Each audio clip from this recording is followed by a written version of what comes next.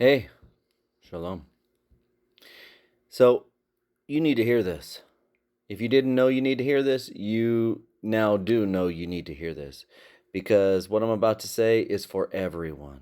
And listen good, listen close. It's for me, it's for you, it's for everyone. Check this. So, are we supposed to be Christ like? Aren't we supposed to be like Messiah in doing what he did, acting as he acted, treating people the way he treated people? Aren't we supposed to be that way? I believe so, right? Even Paul said, follow my example as I follow Messiah's. And then Messiah said, be perfect as our Father in heaven is perfect. And then Yah said, Father said to Moshe, be perfect for I am perfect. What is perfect? Perfect as in you never mess up? No, that's not perfect. Perfect is um, a continual road of hitting the mark. Okay? So if you don't hit the mark, or if you fail to hit the mark, what do? You aim, draw back your bow, and hit the mark again. You just keep going. Practice, practice, practice. Sending arrow, sending arrow, sending arrow, sending arrow.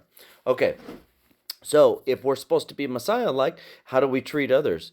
How do we forgive others for transgressions? Um, I think so. We should. As bad as that hurts, because it hurts. When people wrong us, it hurts. So if somebody has wronged you, you need to forgive them.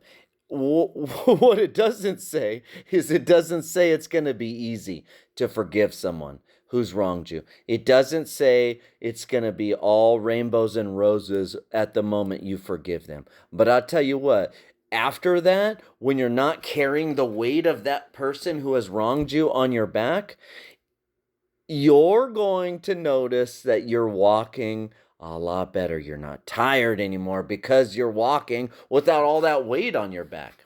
So, if he forgives you of your sin, you should, and you're supposed to be like him, you should be forgiving your brother for his sin against you. Remember, and this goes for wives to your husbands.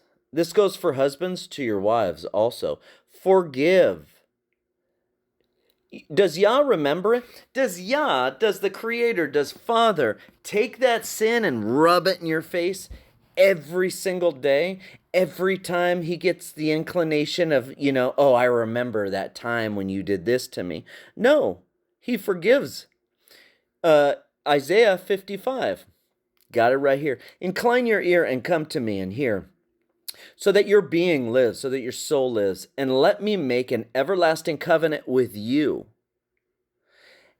The trustworthy and loving commitments of David. See, I have given him as a witness to the people, as a leader and a commander for the people. See, the nations do not know you shall call, and a nation who does not know you run to you. Because of Yah, your Elohim, and the set apart one of Israel, Yeshua Messiah, Jesus Christ. For he has adorned you. He has adorned you.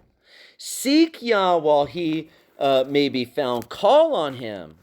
Father, forgive me. Forgive me for not forgiving. Forgive me for not putting it away like you put my sin away. What does it say? Yeshua uses a parable, and this is in regards to like Yeshua using the parable where the debtor was forgiven and he went and collected it from the person that owed him, and then the master pulls out, didn't I forgive you of all your debts? And then you go and vex them? Like, I'm confused as to why you're doing this. Okay, now your debt's on again. So here, seek Yah while he may be found. Call on him while he is near. Let the wrong forsake his ways. Did you not forsake your ways? I know I did. Or at least, I constantly, it's a walk, Our walk is a walk. It's not an arrival. You're not just there and you're perfect. It's a slow process of removing things here, removing things there. I can't remember what the movie was. I saw a Christian movie one time. It was so good. It was played at a church where this guy just carried this luggage around forever, and everyone's carrying their luggage, and people are just trying to get to this awesome place, but they can't because their luggage is holding them back. And finally, one guy drops it and says, "Forget it," and he climbs all the way to the top, and he's in this beautiful place. I'll think about what it was called, and I'll drop it in. It was really good. Okay. Let him return to Yah, who has compassion on him, and our God, for he pardons much. He pardons much. He's forgiven you. Let's now forgive those who have wronged us, no matter what they've done. Okay? So here is yet, because why? And why is it hard? It's supposed to be hard. Otherwise, what, like Yeshua said, like Jesus said, what benefit is it to you if you hold a grudge? If you forgive when it's impossible to forgive and it's hard to forgive, and you forgive, your reward is great. Verse 8 of 55. For my thoughts are not your thoughts, neither are your ways my ways, declares the Master Yah. So obviously he's doing something different, that we need to get on board on his ways and not our way. Okay, Psalm 103 really breaks it down. Who forgives all crookedness? Most High forgives. Who heals all your diseases? Most High does. Who redeems your life from destruction? Most High. Who crowns you with loving commitment and compassion? You know. Who satisfies your desire with good?